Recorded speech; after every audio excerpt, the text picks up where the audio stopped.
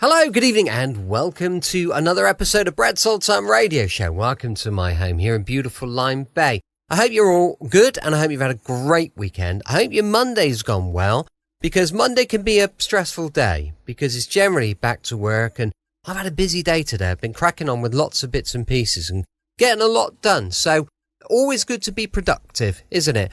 Lola's been a bit poorly. She's in her usual spot, right behind me, fast asleep, all curled up on her beanbag, but she's been a little bit poorly. She's had a few little tummy issues, I think, but she seems a lot better now, I'm glad to say. Welcome to my home here in beautiful Lyme Bay. Well, the birds are singing. I've got the windows open because it's been really nice today. Birds have been singing, sun's been shining. It's been a little bit chilly still, but it is, of course, still March, so you do expect a bit of that. But it's certainly, the weather feels like it's on the mend, and it feels like we could have a little bit of spring on the way. Thank you for joining me once again for our regular late night visit to those dusty studio archives of old-time radio shows right here at my home on the south coast of the United Kingdom. I'm Brett, I'm your host for our Nighttime podcast. Welcome to another episode. Do not forget, we've got Facebook, Instagram and YouTube. If you could check them out, it would be brilliant. They're all called Brett's Old-Time Radio Show, so they're easy to find. We have, of course, got our brand spanking new podcast running. We uploaded a new one yesterday, which was, I think, absolutely cracking. All about the shocking murder of Shelley Morgan back in the 1980s. So if you do get a minute, please do ask your device to play the podcast Sunday Night Mystery. And I'd really appreciate your feedback and your comments. Let me know what you think. Time now for comedy on a Monday with the brilliant Hancock's Half Hour. This one is episode 6 of series 6. It's called The Elopement.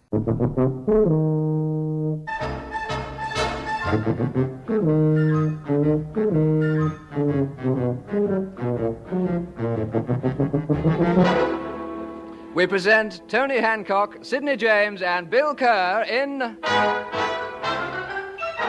Hancock's Half Hour.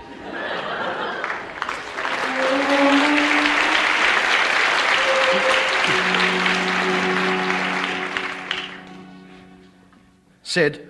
What? I'd like to have a word with you in confidence. What's the matter? It's Bill. I'm worried about him. Well, what's wrong with him? Haven't you noticed in these last few weeks? He's changed, Sid. Never seen anyone change so much as he has. Well, blimey, he's got to change sometime. He can't stay like that the rest of his life. No, it's deeper than that. He's got something on his mind. He's gone secretive. He slips out at night without telling me. And he's gone off his food. He wouldn't touch his fish cakes this morning. Do you blame him? Horrible, smelly things? No, well, I smothered him in his favourite chopped sauce. He normally has about 7 or 8 of those. Not today, though. Not a nibble. And there he was, sitting behind him, the top of his old head poking above the breadcrumbs. Picture of dejected gloom. I don't know what's wrong with him. Well, I wouldn't bother. See what he's like tomorrow, and if he's no better, thump him. Good psychologist you are, aren't you? When will you realise that gone are the days when the panacea for all ills was to fetch the patient a hefty punch up the bracket? Well, I still believe in it. I can't be bothered with all this modern stuff. Laying on a couch. Did you hate your father? Were you in love with your rocking horse? Get stuck into him. Knock it out of him. Don't be so primitive. The lad's obviously terribly worried about something. So am I. 2 of my dogs went down yesterday. But I don't go moping around. I pick up the paper, sort out another couple for the day. Life has got to go on. But some people aren't strong like you, Sidney. They need help. People like Bill are sensitive. They get bewildered by the world. I've always managed to shield him from life, but somehow these last few weeks, I've lost contact with him. Good. Let's move and lose contact with him altogether.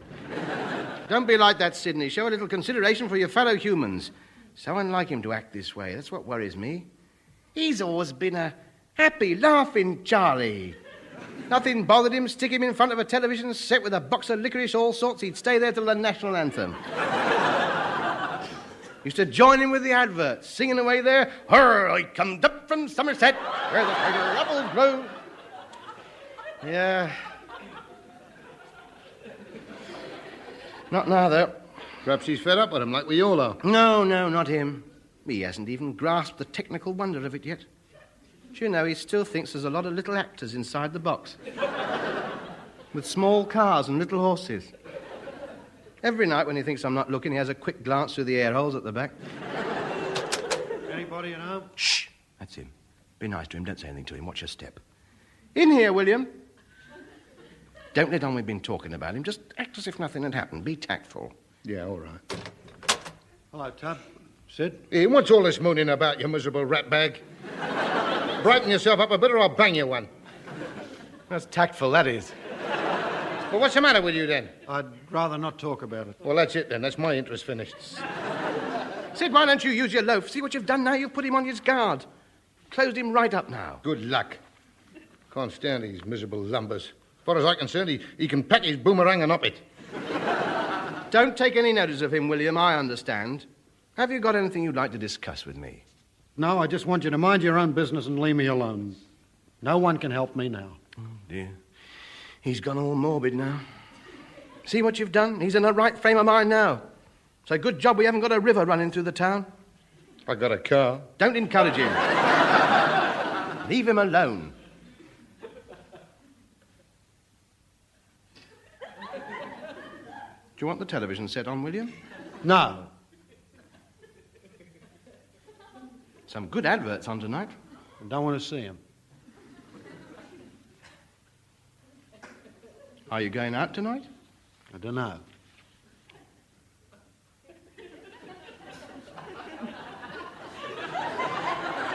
Are you hungry? You haven't had anything to eat today. I don't want anything to eat. Got lots of fish cakes left. I don't want any fish cakes. Shall I get your paint box out? No. We'll paint the farmyard, shall we? No.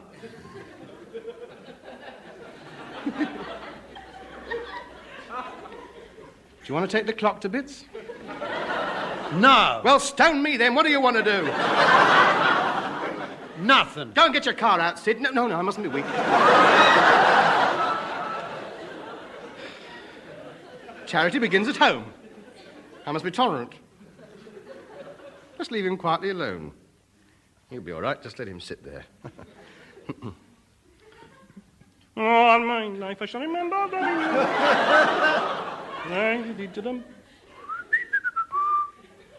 Don't look at him, Sid. Well, God blimey, I gotta look somewhere. I don't want to look at him. I just happen to know he's there, and my eyes get pulled round towards him. Sit with your back to him. He wants to be left alone.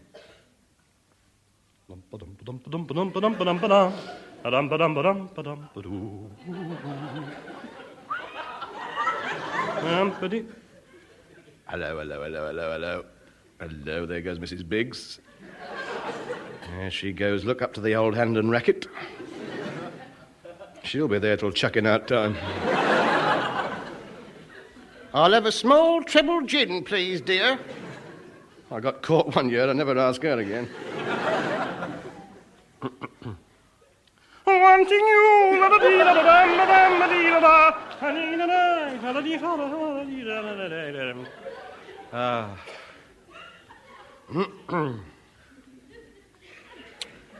That spider's still up there.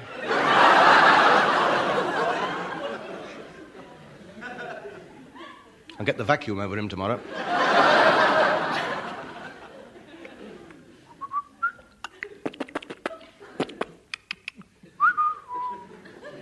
Good programme at the Roxy this week. 2 X's and a Tweety pie. Have a couple of bobs worth on that on a Tuesday. I got a new ticket tearer down there, you know. She looks very good. Mind you, I haven't seen her with the lights up yet, but all the lads are after her. Must be something there.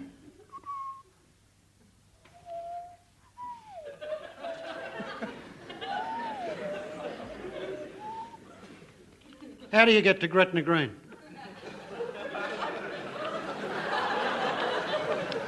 Well, you can get a train from Euston and Where? Gretna Green. Oh, so that's it. That's what's causing all the misery. A bird's been at him.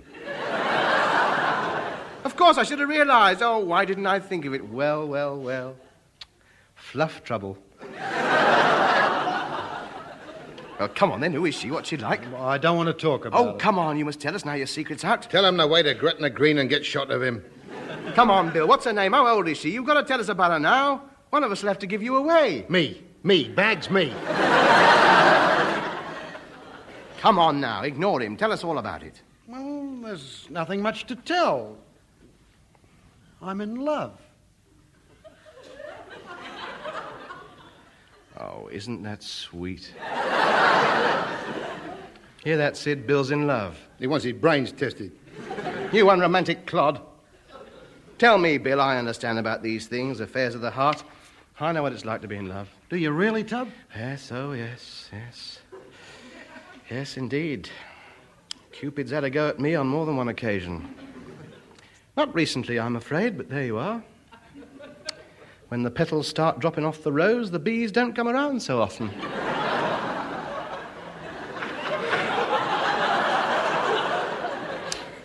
Ho-hum. Oh, no, Tub, you're not so old. No, don't be kind. It's very nice of you, but I know the truth. The young birds aren't interested in men my age, and I'm not interested in birds of my age, so there it is. But I'm a year older than you are. Yes, but you've worn better than I have. You can still pass as 25. Sometimes I have my work cut out passing for 45. Still, that's life. I'm not finished yet. I still have me goldfish. But you, Bill, now we know why you've changed so much lately. Love. I'm very happy for you, and I hope the two of you will be. Have you got a handkerchief? I don't often go off like this. Pass us the side of the curtain there. I do apologise. I'm really very happy for you. Don't take any notice of a funny old softy like me. Oh, get him. What an old woman. A right Joan Crawford. That's all right, Tub. Anyway, I don't think it's going to work out. Oh, you poor lad. Is that why you've been miserable? Yeah. Doesn't she love you then? Oh, yeah, she's crazy about me. We're both very much in love, but it's just that, well, it's just not going to work out, that's all. I just don't know what I'm going to do. I've been going out of my mind, worrying about it, worrying what to do for the best. Oh, Tub, I don't know what to do anymore. Here, how do you reckon Loppy lugs for the 3:30? Do you mind? Can't you see this lad's under a very heavy emotional strain? Have a little bit of feeling, please. What about? A bird is a bird. There's thousands of them. This year, next year, all the time. They're coming and going. There's a new lot every year. Now then, what about Loppy lugs? Charlie Smirk's up, 12 stone 3, hard going, 7 furlongs, should be about 6 to 4. Nobody's interested in loppy lugs. We're in the middle of a poignant human drama. William's whole future happiness is at stake. At least do him the courtesy of putting down the Racing Gazette for a few moments. Loppy lugs. Now then, William, I don't see why you should be worried. You love her and she loves you. Why bother to elope to Gretna Green? We've got to. But why? Well, her father's against the marriage. That I can understand. How old is this lady? 18. You lucky devil. I haven't been out with an 18-year-old girl since I was... 18.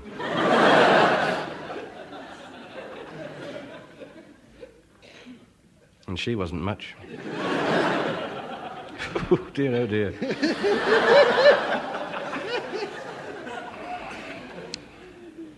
When I look back over the years and think of the rubbish I've consorted with... I've been very unlucky, I have. 18, eh? Yes, that's a problem. If her old man refuses permission, you'll have to wait till she's 21. I don't want to wait. I see your point. 3 years can wreak havoc on a man of your age. Strike while you've still got some hair, that's my motto.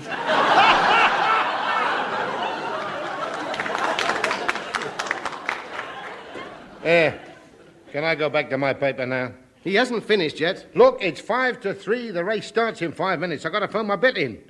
I don't want to listen to all this tripe. I'm just not interested. I don't care who he marries. I just don't want to hear about it. Take no notice.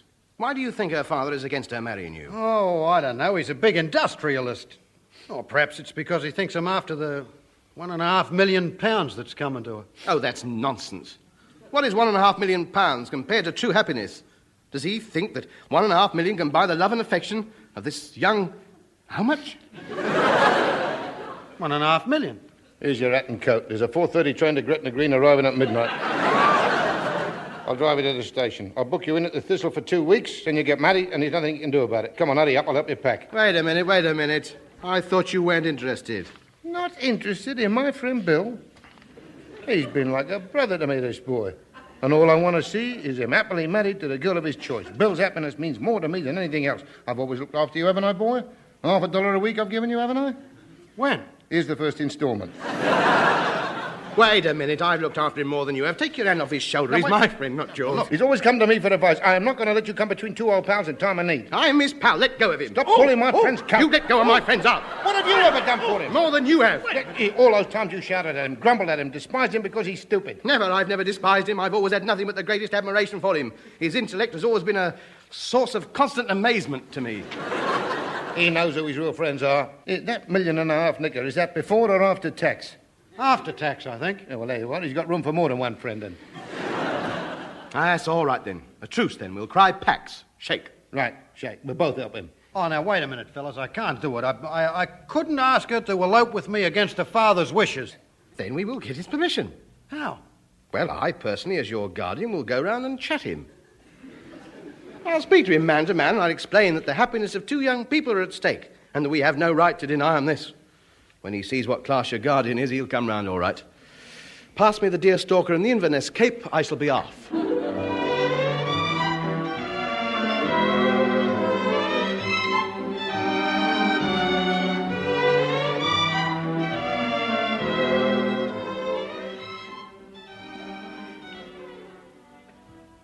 Are you sure this is where he lives? Yeah? I didn't know they still had houses this big. I thought it was a street at first. I was looking for a lot of little doors all the way along. No, it's all his. It's his townhouse, of course. Done Roman. You ought to see his other two places in the country. They're really big. Yeah, very nice, too. I ought to have a place like this, you know. I was born to this sort of thing. Standing up there on the top of the steps with me Afghan hounds and me handmade double-barreled shotgun under my arm. Yeah. The upkeep of this place. I wouldn't like to have to replace all that lead guttering. Well, he won't have to. He might do. You don't think very big, do you, Sid? You're a bit tatty, aren't you, really? Let's face it, a bit tatty. Cheap. It's about 3 million quid staring you in the face, and all you can think about is the lead guttering. Well, let's go in, Tub. Pull the bell handle.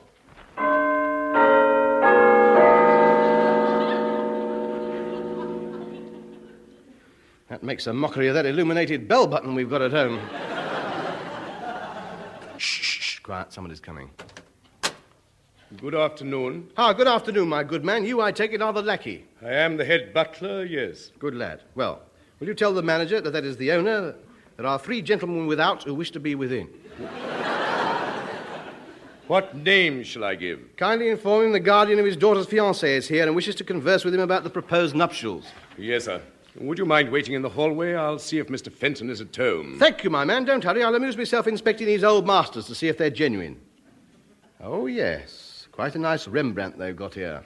Van Gogh. I thought you'd gone. Whatever it is, it's a fake. Van Gogh never painted ear rolls like that in his life. Get back to your master and not so much back chat. Hey, I certainly got some loot here.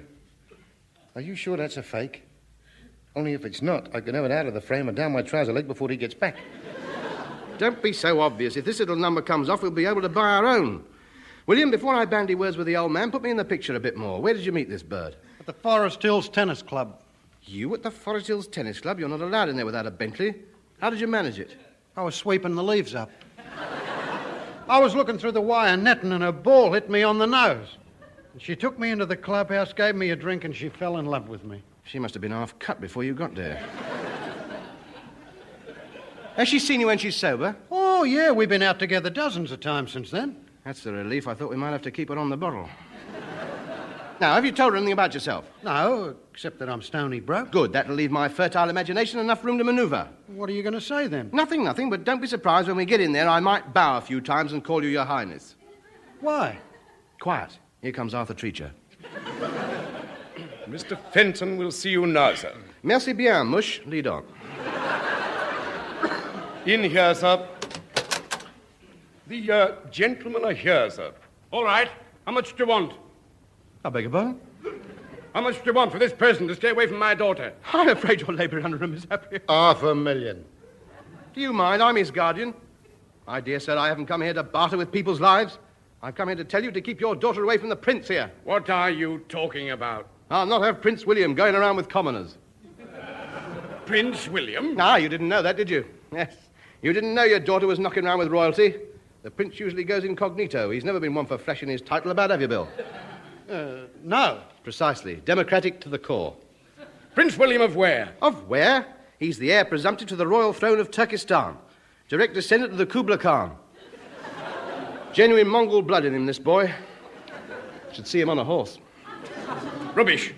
He's a penniless, out-of-work, lay-about fortune hunter. How dare you, by the great beard of Genghis Khan, how dare you speak to the prince like that?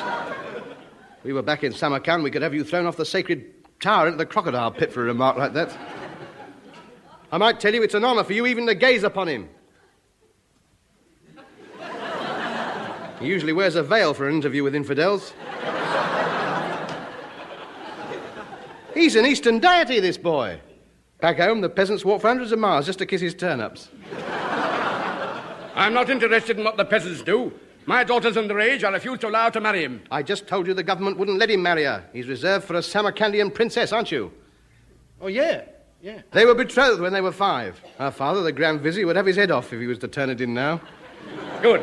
Then there's no more to be said. I don't want her to marry him. You don't want him to marry her. We seem to be in complete agreement. Good day to you, sir. Oh, I see. So that's your attitude, is it? Are you inferring your daughter is too good for His Royal Highness? This could mean war, you realise that? The man who marries my daughter has got to be able to keep her in the manner to which she's accustomed. She's the heiress to £1.5 million. Do you think you can buy your way into the aristocracy? Aristocracy? Him? Yes, him, mate. He may be penniless, but he's got class. There's 1,000 years of breeding gone into him.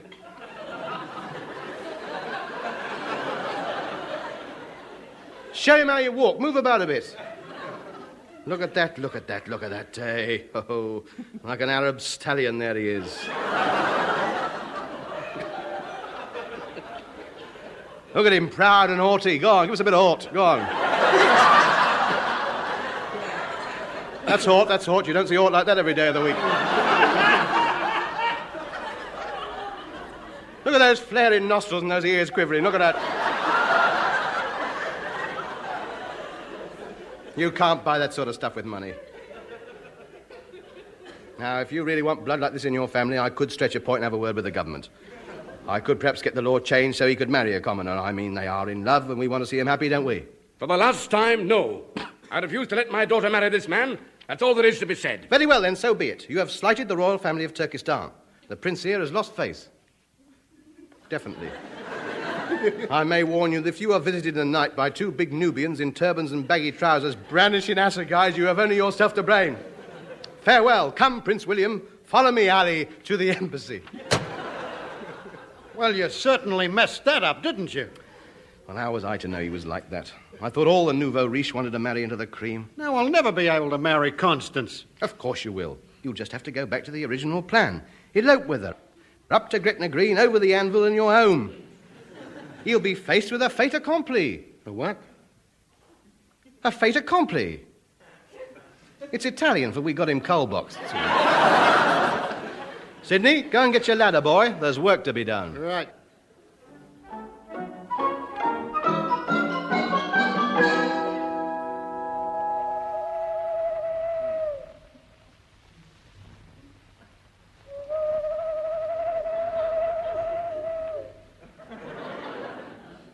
Which one's her bedroom?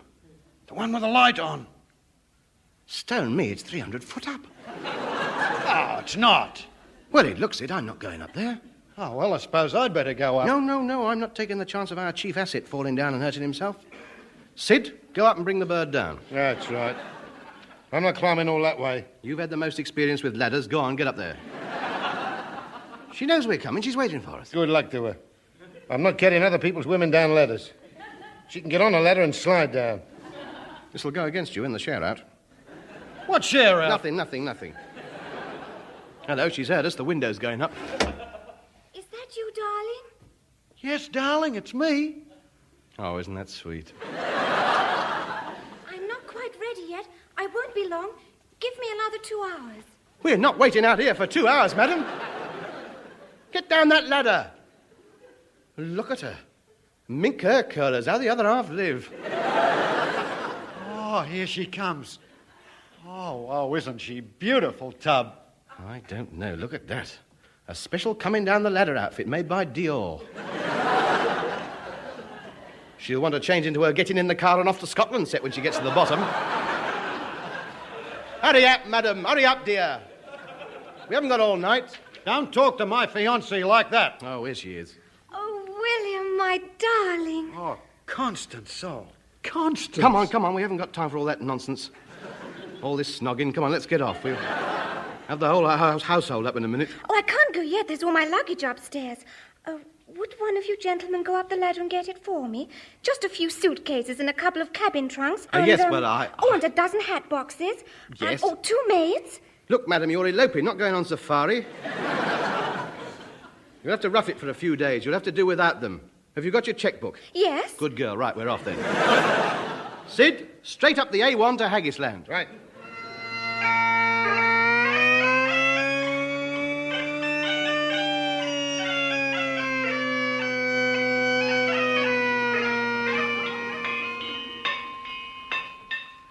Good morrow, my good kilted Caledonian brother. You're asking for my hammer in the city of heed, you drink Sassenach. What did I say? I was only trying to be friendly. Aye, well, state your business and be off. I'm a very busy man. You are, I take it, the local village blacksmith. I am. What can I do for you? How much for a quick wedding over the anvil? Well, there's my scale of charges on the wall. Oh, yes. Horseshoeing 15 shillings a shoe. Wrought iron gates, £30 the pair. Stair rods, 9pence a foot. Weddings, 7 and 6, 10 and 6, £15 10. What's the difference? Well, for 7 and 6, you get the straightforward wedding. For 10 and 6, we throw in a couple of horseshoes for good luck. And for £15 10, you get the deluxe ceremony, including a full turnout of the police pipe band, dancing in the streets with the villagers, photographs, and a wee drama whiskey after. Well, it only happens once in your lifetime. It's always something for them to look back on. We shouldn't stint on the ceremony. We'll have the 10 and 6 penny one. Aye, I thought you would. You look the type. Give in the money, Constance. This is the bride. How do you do, Ma'am? Who's the tatty bogle? The tatty bogle? That's the bridegroom. Oh, poor wee lassie. Hancock. Hey, Hancock. We got to get a wiggle on. Get him hitched up and get him out of here. What's wrong? They found out where we are. It's all over the newspapers. The old man's just got off the train. Well, there's no train today. It's his own. He's on his way over and he's made Constance a ward of court. What does that mean? No, nothing. If you get back to England, you'll be thrown in jail, that's all. Oh, William, darling, why can't they leave us alone so we can live happy together? Don't worry, my pet. We'll face this together. I'll fight the world, if necessary, to keep you by my side. Resolute, without flinching. Open and defiant. You there! Leave my daughter alone! All right. Goodbye, Constance. It's been nice knowing you. Wait a minute. You're not going to back out like that. Break this poor girl's heart. Stand up for your rights like a man. You stay out of this. Constance, come home this minute. I won't. We love each other. Leave us alone so we can live our own lives. Yes, leave them alone. They've a right to be happy.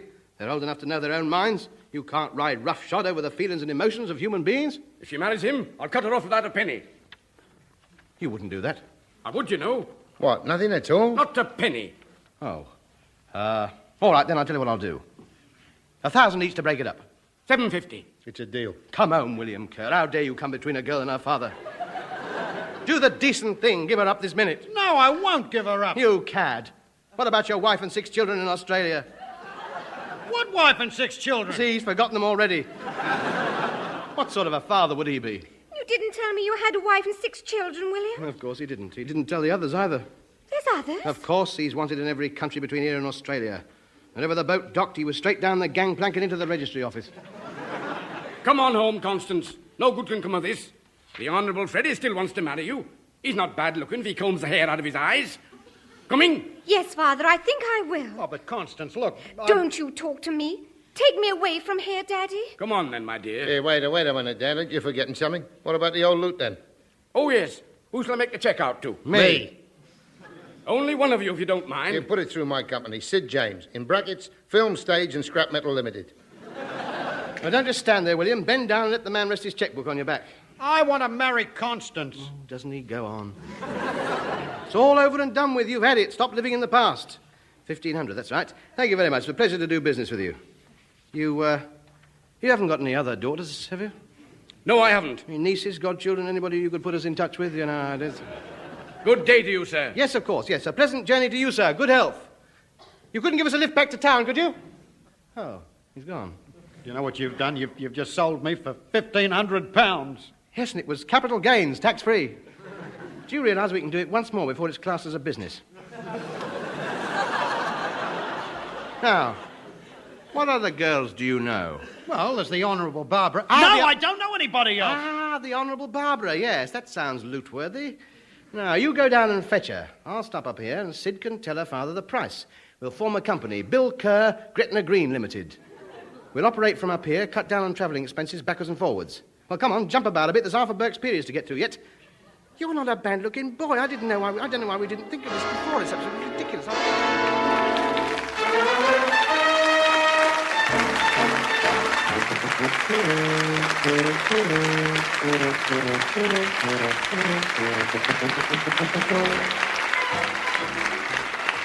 That was Hancock's Half Hour, starring Tony Hancock, with Sidney James, Bill Kerr, Lillian Grasson, Wilfred Babbage, Fraser Kerr, and Lee Crutchley. Theme and incidental music composed and conducted by Wally Stott. Alan Simpson and Ray Galton wrote the script, and the production, which was recorded, was by Tom Ronald.